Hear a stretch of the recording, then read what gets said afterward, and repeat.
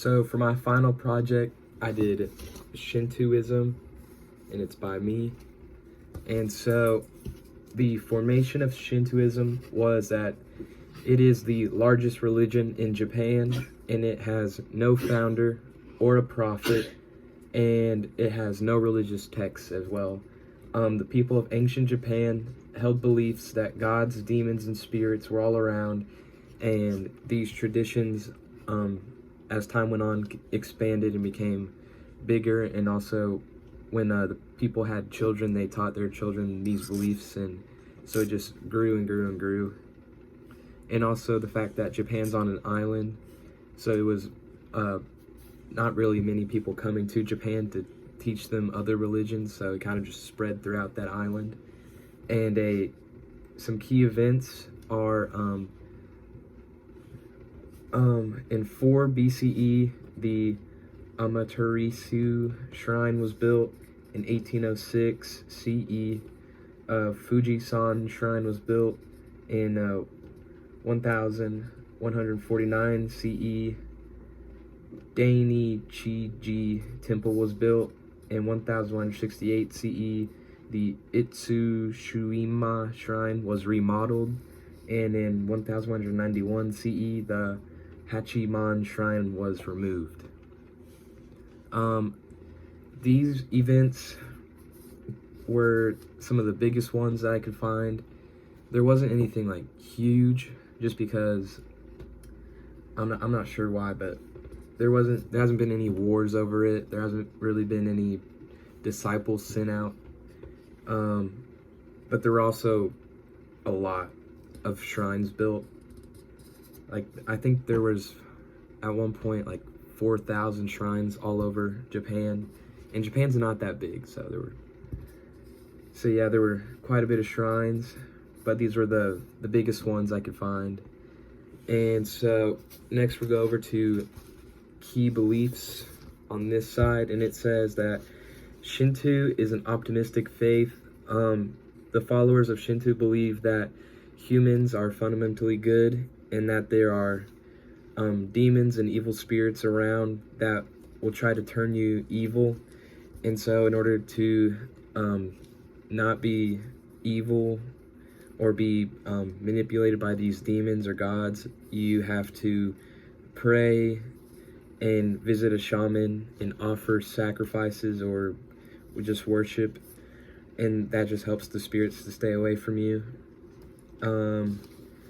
The Christian comparison, in Shinto, they have a lot of gods, and in Christianity, we have one God. In Shinto, they do not believe in an afterlife. They believe that once you die, you just die. So many of them are cremated. Cemeteries are not very popular in Japan, unlike here in America. And in Christianity, we believe in the afterlife, heaven and hell. And in Shinto, you go to a shaman, and in Christianity, you go to a pastor or priest. In Shinto, there's no religious texts, and in Christianity, we believe in the Bible. The main symbol of Shinto is this symbol right here, and you find them in the entrances to a temple or to a shrine to a certain god, and it's believed that when you walk through it, you're cleansed, and that all bad energy around you is taken away. And so when you enter the shrine, you're cleansed of bad energy, so you can go and worship and do sacrifices and whatever you do. And then when you leave, your good energy is like formed around you, so that when you leave, it stays and protects you for a while. And then I found a chart right here. It's kind of hard to see, but it details the most popular religions in Japan. And so 1.5% of Japanese people are Christian. 7.1% identify as other, so that could be any other religion or also non-religious. And then at 66%, they believe in Shinto. 66% believe in Buddhism, and then 79% follow Shinto. And another fact I found out was that most people who follow Shinto also follow Buddhism. The two religions are pretty easy to put together. So a lot of them are Shinto, but also are Buddhist, just because the religions, they actually really, like, I was doing some reading, and the two religions are actually really connected, and they fit together really easily, so that's why they both are together. And by the pictures on this side, you'll be able to see where the two combined. So in this one, I have two pictures because I couldn't really find a quote anywhere. So this one is a picture of a demon, and he's pretty scary looking.